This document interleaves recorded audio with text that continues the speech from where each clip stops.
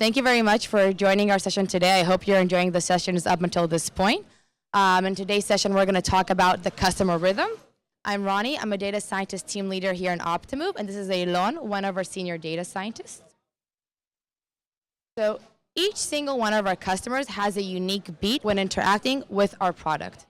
This is what we define as the customer rhythm.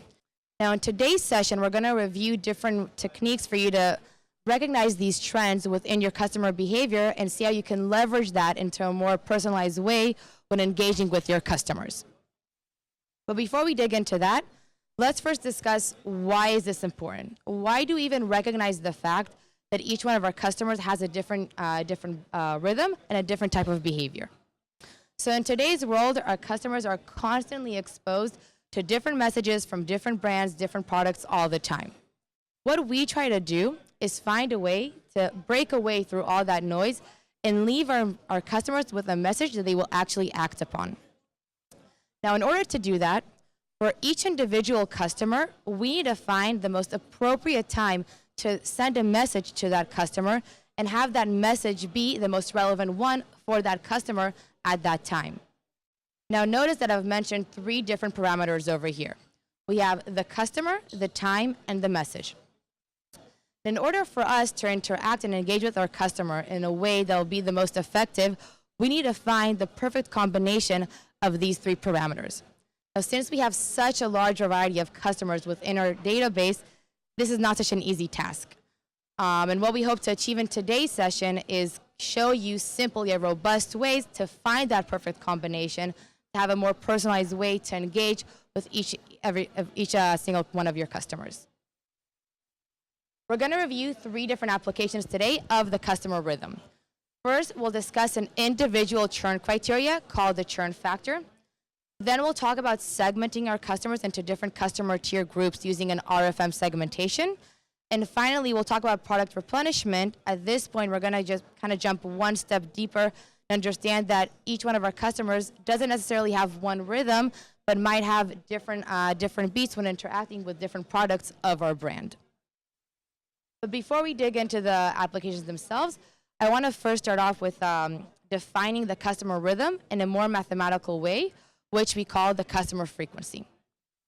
Customer frequency for each customer represents how much time passes on average between 2 consecutive activities of that customer. It is calculated by dividing the days between first and last activity by the number of activity days minus 1.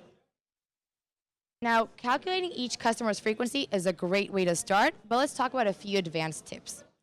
First one being minimal number of activities required. So when we're going to segment each one of our customers based on a certain frequency, we're going to label him based on that frequency. We want to make sure that we've seen enough interactions with that customer to be able to be confident with the way that we define that specific customer. For example, if we have one customer that only had 2 activities, his frequency will be the time between the first and second activity. In some cases, this isn't going to be enough engagement to have with our customer to be able to confidently say that's that customer's frequency and that's how I should treat him. Second is the low variance of the time gaps. Over here, we talk about the fact that we might want to exclude any extreme outliers within our customer behavior, as it might skew the customer frequency to be a bit too high or a bit too low and won't necessarily be representative of that customer's actual behavior. And finally, we want to define the measurement period. So our customer's behavior can constantly change. It can either change naturally or we might push them to change their behavior in a certain way. And when we're going to engage with our customers, we want to make sure that that's going to be based on their most up-to-date and most relevant behavior. So in that case, sometimes when we calculate the customer frequency, we might want to look only a certain period back rather than look at that customer's lifetime activities. All right, so let's start off with our first application, the churn factor. So in today's world, we all want to be able to predict churn in the best possible way. As predicting churn helps us, 1, save players before it's a bit too late, and 2, helps us understand which players do we need to entice rather than target our full customer pool. Now, there are many different methodologies to calculate and predict churn, but in a lot of them, we do have to pay some price of generalization. The churn factor comes to address this exact problem. So basically, a churn factor uses the customer's own personal frequency and understanding which each individual customer, when does he reach his churn phase, rather than have a threshold to our full customer database. So a churn factor represents how many times did we expect to see a customer make a visit and he missed that activity. It's calculated by dividing the days since last activity by that customer's personal frequency. And let's look at one numerical example. We have this customer over here. He made his first activity on a certain day. 7 days after that, he made a second activity. 14 days after his second activity, he made his third activity. And 6 days after that, he made his fourth and final activity. Today, it's been 30 days since that customer's last activity. His frequency is 27 divided by 3, which equals 9, meaning that on average, we expect to see this customer come and make an activity once every 9 days. His churn factor is 30, which is the days since his last activity, divided by 9, which is his frequency. 30 divided by 9 equals 3.3, meaning that this customer, we've expected to see him engage with us around 3.3 times within the past 30 days. This is definitely a customer we might be a bit worried about. Now, I want to review this example that I think will illustrate in a really nice way how to use the churn factor when deciding which customers are in risk of churn and which customers are following their normal behavior. So we have customer A and customer B that are both the same in the fact that it's been 2 weeks since their last activity. However, customer A has a monthly frequency and customer B has a weekly frequency. Customer A's churn factor is 14 divided by 30, which equals half, meaning that we expect to see this customer come and make an activity in around 2 weeks. This is a customer we should not be worried about. He's now behaving normally to what we would expect, and we should see him interact with us pretty soon. On the other hand, we have customer B. His churn factor is 14 divided by 7, which equals 2. So this customer has missed 2 of his expected activities. So this is some sort of risk of churn customer. So even though this is a fairly simple example, I think it illustrates in a really nice way how using the customer's personal rhythm and understanding when each customer is in risk of churn is much better than setting a distinct threshold to our full customer database, as it might cause us to define customers in a way that isn't really appropriate to their personal behavior.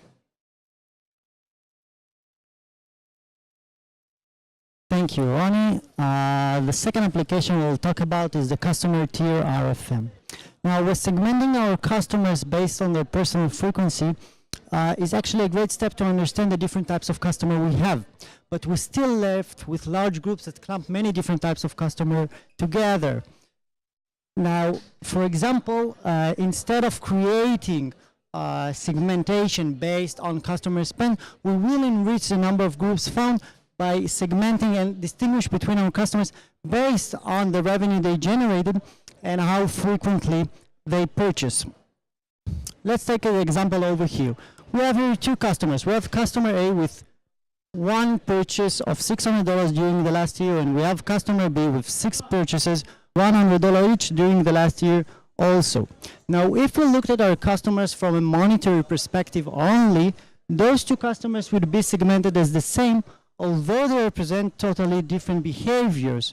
Now, in this case, we would prefer to set different KPIs for each one of those customers. With customer A that has a large purchase during the last year, we might want to increase his early purchases, while with customer B that has smaller purchases across the year, we might want to see how we can grow this customer average purchase amount. So I think that this is a great example of how we can achieve personalization very easily by combining between frequency and monetary. So now it's time to move to our next example of RFM segmentation, which stands for recency, frequency, and monetary. So in this example, we're segmenting our customers based on the rhythm in the last year. Now, before we dive into this example, let's touch upon the 1 year, the period of time we use here. When comparing between customers, we need to look at the same time frame for each one of the customers for that comparison and therefore the segmentation to make sense to us. Now, in deciding what the time frame should be, we need to find and create the right balance between two parameters. This time frame needs to include enough activities, observation for each customer in order to get statistically significant results. And this will usually cause us to look at a longer period of time. On the other hand, we want those activities, those observations to reflect the most up-to-date customer behavior, and this will usually cause us to look at a shorter period of time. So this is basically the balance that we want to find and create. Now let's get back to our example over here. In this segmentation, we define the customer rhythm by the number of purchases a customer made during the last year. And as you can see, we have three segments. We have segment A with 12 purchases on average per customer in the last year. We have segment B with mid-frequency. And finally, segment C, we don't purchase often. Now, looking only on the customer frequency can help us to understand when is the best timing to interact with our customer. But we still need to determine and define what will be the most effective interaction. Now, looking only on the customer frequency will not necessarily give us the answer for that, so we will add two more additional behavioral attributes, the recency and the monetary. Recency, which is defined by the day since last purchase, and monetary, which is defined by the purchase amount of a customer in the last year. Now, by adding those two attributes, we basically reached a more granular level of segmentation. In doing this, we basically divided segment A to three different segments. Now, the important point here is not that we have more segments, but the information derived from those new segments. For example, segment A1 has a significant higher purchase amount compared to the other segments. So those are for sure our most valued customers that we want to keep engaged. So to sum it up, this application, we actually demonstrated with this method how segmenting our customers based on several attributes rather than just their frequency can improve and enhance our personalization. The third and last application we will cover is the product replenishment. Now, as you heard in the first application, customers' frequency can help us to predict churn on a customer level, but this is not always enough. When talking about consumable products, we will have the best timing for a message will be different for each product and of course for each customer. For example, let's take a customer that buys two products on a regular basis, milk and shampoo. Those two products will have a totally different consumption rate for this customer. This customer might consume a bottle of milk in less than a week and a bottle of shampoo in 4 weeks. Now, in order to be one step ahead and offer a new delivery right before our customer finishes his existing stock, we would like to calculate when this customer is likely to purchase again. Now, in this calculation, we use three parameters. We have the consumption rate, which is basically the average number of units a customer consumes per day. We have the number of units in our last purchase, in the customer last purchase, and finally the day since last purchase. So we have an example of customer who purchased two products, product A and product B. For each one of those products, we are going to calculate the consumption rate, which is the sum of the number of units purchased divided by the days to next purchase. This result is then divided by the number of purchases we use in this calculation in order to get the average value. So let's take a numerical example on product A. I hope you can see the figures. So in the first purchase, we have 20 units. We divide it by 10, which is the number of days between the first purchase and the second purchase, plus 30 units that we have in the second purchase, divided by 12, which is the number of days between the second purchase and the third and last purchase that we have. Those two we divided by 2, which is the number of purchases we use in this calculation, and then we get the result 2.25, which means that this customer consumes an average of 2.25 units of product A per day. Also in the slide you can see the results for product B, which are different since the purchase activity of product B is different compared to product A. Now that we have the consumption rate for each one of those products, we can move on and calculate the message day attributes, which basically tells us in how many days the product should be replenished. The message day is calculated by dividing the last purchase amount, the number of units in our last purchase, by the consumption rate, subtract the day since last purchase. So over here, let's focus again on product A. We have 22 units, the number of units the customer purchased in his last purchase, divided by 2.25, which is the consumption rate we already calculated, minus 4, which is the number of days between the last purchase and the calculation date, which is, for example, today. And then we get the result 5.8, which means that in 5.8 days, product A will have to be replenished. So basically, these attributes accurately predict when will be our next interaction with the customer, and this information enables us to interact with the customer on time with the most relevant and effective message.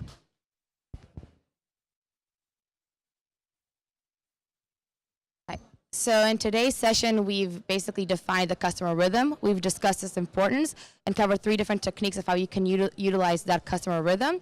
I hope you take at least one of them back with you into the office tomorrow when planning a more personalized way when engaging with your customers. Please come up and take one of our cards, and if you have any questions, feel free to ask.